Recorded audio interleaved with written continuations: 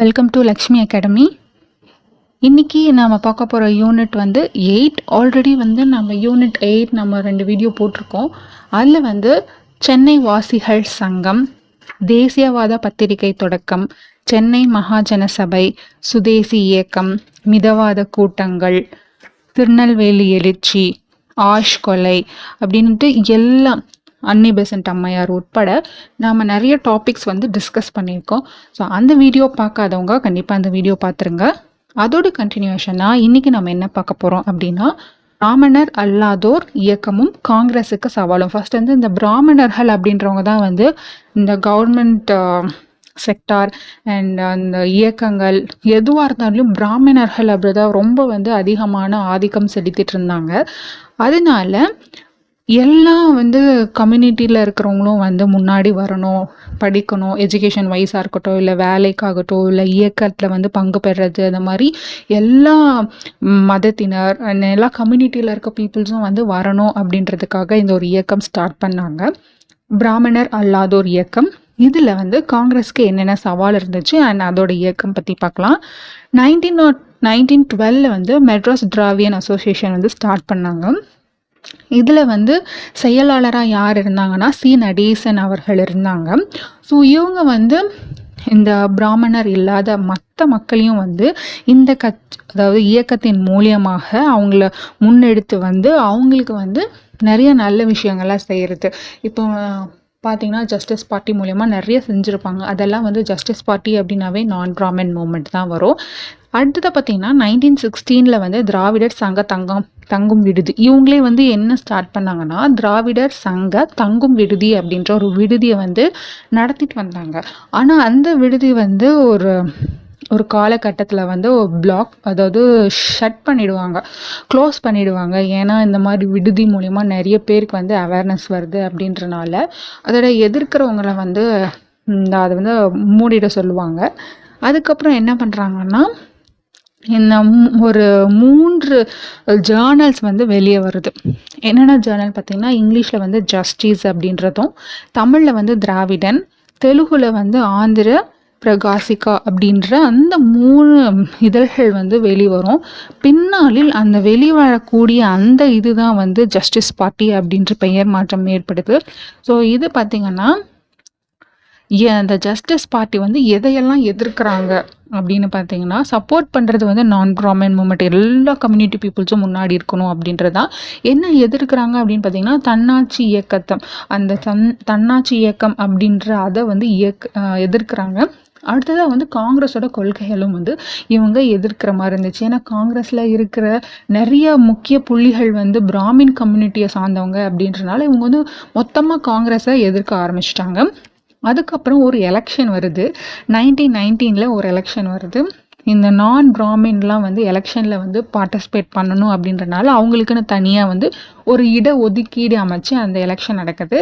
அந்த நான் பிராமின் இருக்கிற அந்த இட ஒதுக்கீடுக்கு வந்து என்ன பண்ணுறாங்கன்னா, காங்கிரஸ் வந்து ரொம்பவே அப்போஸ் பண்ணுறாங்க. ஆனால் ஜஸ்டிஸ் பார்ட்டி வந்து அந்த இட ஒதுக்கீடை வந்து ரொம்பவே வரவேற்கிறாங்க.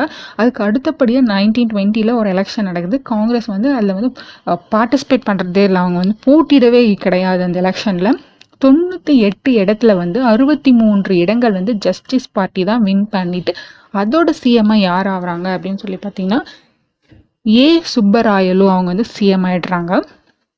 அடுத்த எலெக்ஷன் வந்து 1923 ஒரு எலெக்ஷன் வருது. அதுலேயும் வந்து இந்த ஜஸ்டிஸ் பார்ட்டி தான் வந்து வின் பண்ணி அங்கே வந்து சிஎம் ஆகிறது யார் பார்த்தீங்கன்னா, பனங்கல் அரசர் வந்து சிஎம் ஆகிடுவாங்க. இப்படி தான் வந்து காங்கிரஸ் அண்ட் ஜஸ்டிஸ் பார்ட்டி அப்படின்றது வந்து ஒரு இழுப்பறியிலே வந்து அவங்க நாட்கள் வந்து போயிட்டு இருந்தது. அடுத்ததாக இப்போ நாம் பார்க்க போகிற டாபிக் என்னென்னா ரவுலட் சட்டம். ஓகேங்களா, இந்த ரவுலட் சட்டத்தில் என்ன நம்ம பார்க்க போகிறோம் அப்படின்னா, இந்த 1919 ஒரு கொடூரமான குழப்பவாத புரட்சி குற்ற சட்டம் அப்படின்னு அந்த சட்டத்தை சொல்லுவாங்க. இதுக்கு வந்து ஒரு தலைவராக யார் இருக்காங்கன்னா, சர் சிட்னி ரவுலட் அப்படின்னு இருக்காங்க. அதனால தான் வந்து அந்த சட்டத்து பேரே வந்து நம்ம ரவுலட் சட்டம், ஏன்னா தலைவர் பேர் ரவுலட் அப்படின்றனால அந்த சட்டம் அப்படி தான் நம்ம சொல்லுவோம். இந்த சட்டத்தில் அவங்க என்ன சொல்கிறாங்க அப்படின்னு சொல்லி பார்த்தீங்கன்னா, விசாரணை இல்லாமலே யார் வேணால் சிறையில் அடைக்கலாம், அப்படின்றது தான் இந்த சட்டத்தில் வந்தது. அதனால வந்து குழப்பவாத புரட்சி குற்ற சட்டம் அப்படின்னு சொல்லிட்டு நம்ம நிறைய குற்றச்சாட்டுகள்லாம் அந்த காலத்தில் தலைவர்கள்லாம் வச்சுட்டு இருந்தாங்க. எப்படி ஒருத்தர் வந்து விசாரணை இல்லாமலே சிறையில் அடைக்கலாம் அப்படின்ட்டு நிறைய வந்து அதுக்கு எதிர்ப்பு தெரிவித்தாங்க.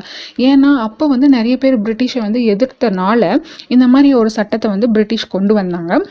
இதனால காந்தி என்ன பண்ணாங்கன்னா, அவங்க வந்து வயலன்ஸ், அவங்களும் ஃபஸ்ட்டு வந்து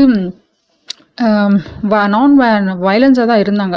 அதுக்கப்புறம் தான் சரி ஓகே, இவங்களுக்கு என்ன தான் வந்து எதிர்த்தாலும் போராடினாலும் வந்து இவங்க இறங்கி வர்ற மாதிரி தெரிலன்னு சொல்லிட்டு அவங்க நான் வயலன்ஸை வந்து காந்தி எடுக்கிறதுக்கு காரணமே இது ஒரு சட்டம் அப்படின்னு சொல்கிறாங்க. அடுத்ததாக ரவுலட் சத்தியாகிரகத்தில் என்ன பார்த்தீங்கன்னா 1919 மார்ச் 18 அப்போ வந்து இந்த சட்டத்துக்கு எதிராக மெரினா கடற்கரையில் வந்து ஒரு போராட்டமே நடந்துச்சு.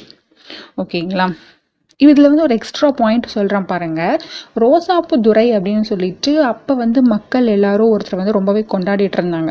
யார் அவங்கன்னு பார்த்தீங்கன்னா ஜார்ஜ் ஜோசப் அவங்க. இவங்க வந்து ஒரு அட்வொகேட்.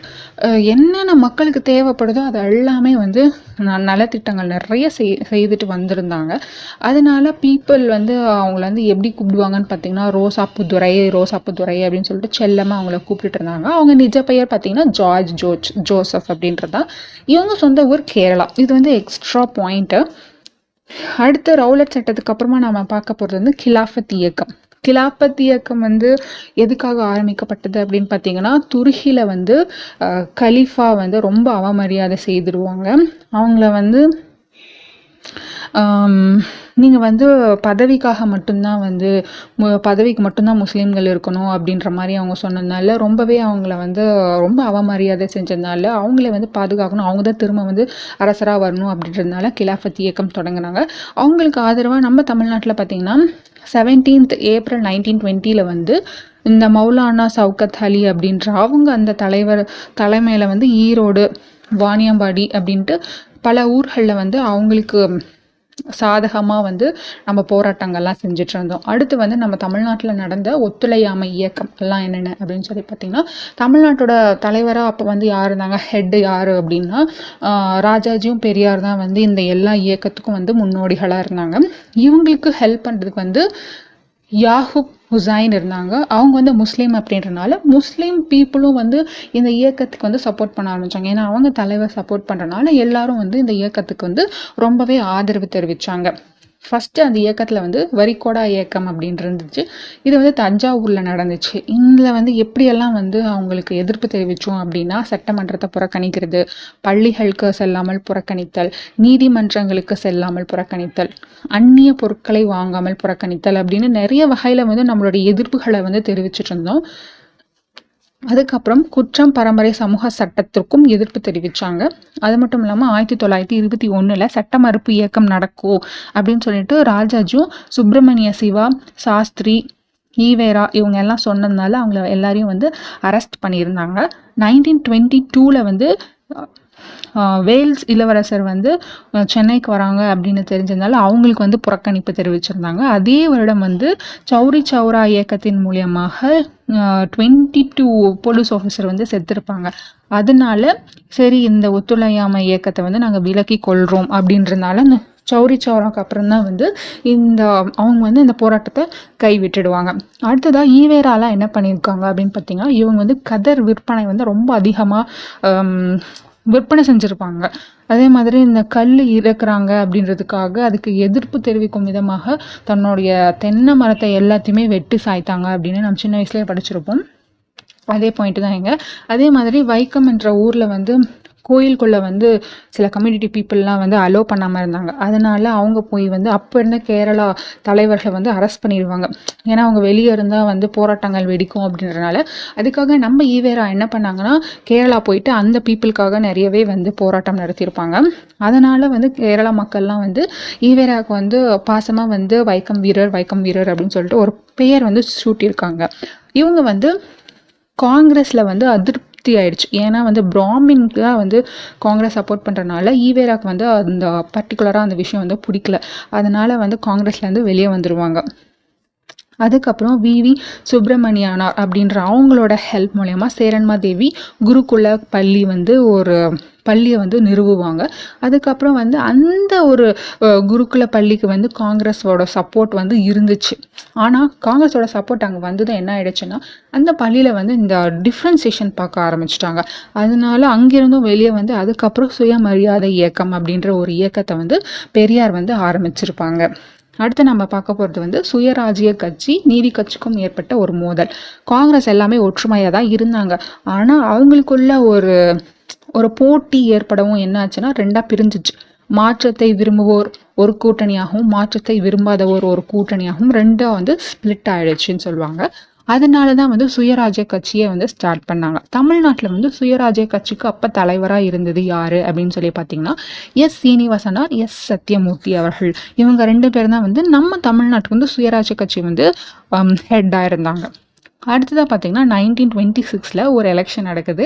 அதில் வந்து சுயராஜ்ய கட்சி தான் வந்து வின் பண்ணது எங்கள் காங்கிரஸோட பிரிஞ்சு வந்து அதுக்கப்புறம் எலெக்ஷனில் நடக்கும்போது 1930 திரும்ப ஒரு எலெக்ஷன் நடக்குது. அதில் வந்து சுயராஜ்ய கட்சி வந்து பார்ட்டிசிபேட் பண்ணுறதில்ல. அதனால இங்கே என்ன பண்ணுது, திரும்ப வந்து நீதி கட்சி தான் இருந்தது ஃபஸ்ட்டு. அதுக்கப்புறமா திரும்ப இந்த எலெக்ஷனில் தான் வந்து நீதி கட்சி வந்து திரும்பவும் பவருக்கு வருவாங்க. அதுக்கப்புறமா பார்த்தீங்கன்னா ராஜாஜி வந்து சிஎம் ஆனதுக்கப்புறமா வந்து ஒரு நீல் சிலையை வந்து எடுத்துருவாங்க. எதுக்கு அந்த நீல் சிலை அப்படின்னு பார்த்தீங்கன்னா கான்பூரில் வந்து ஒரு படுகொலை நடக்கும். அந்த படுகொலைக்கு வந்து நிறைய எதிர்ப்பு தெரிவிப்பாங்க. ஆனால் அந்த நீல் அப்படின்றவங்க வந்து இந்தியர்கள் மீது வந்து ரொம்ப கடுமையாகவே இருந்தாங்க. அந்த அதிகாரி அந்த அதிகாரியோட சிலை வந்து சென்னையில் வைத்திருந்தாங்க.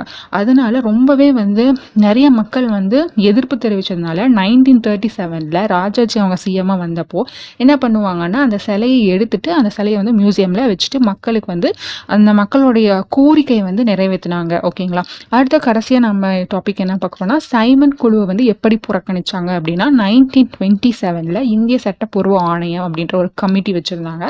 அதோட ஹெட்டாக வந்து சர் ஜான் சைமன் இருந்தாங்க. பேர் தான் இந்திய சட்டப்பூர்வ ஆணையம், ஆனால் அதில் வந்து இந்தியன் யாருமே கிடையாது.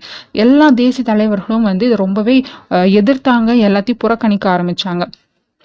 இந்த ஒரு கமிட்டி என்ன பண்ணுதுன்னா 1929 பிப்ரவரி 18 வந்து சென்னைக்கு வராங்க.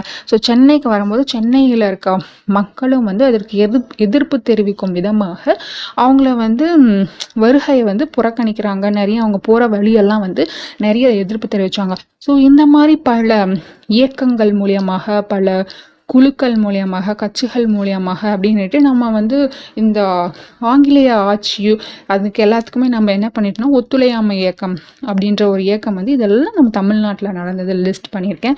ஸோ அவ்வளோதான் இன்னைக்கான வீடியோ. நெக்ஸ்ட் வீடியோவில் நம்ம வந்து சட்ட மறுப்பு இயக்கம் அதெல்லாம் வந்து லைன் பை லைனாக நம்ம பார்ப்போம். ஸோ கண்டிப்பாக வீடியோ பிடிச்சிருக்குன்னு நினைக்கிறேன். பிடிஎஃப் லிங்க் உங்களுக்கு டிஸ்கிரிப்ஷனில் இருக்கும். ஸோ அதை போய் கிளிக் பண்ணி ஒரு டைம் இன்னொரு டைம் பார்த்துக்கோங்க. ஸோ நெக்ஸ்ட் வீடியோவில் உங்களுக்கு யூனிட் 8 or யூனிட் 9 எது வேணாலும் வரும்.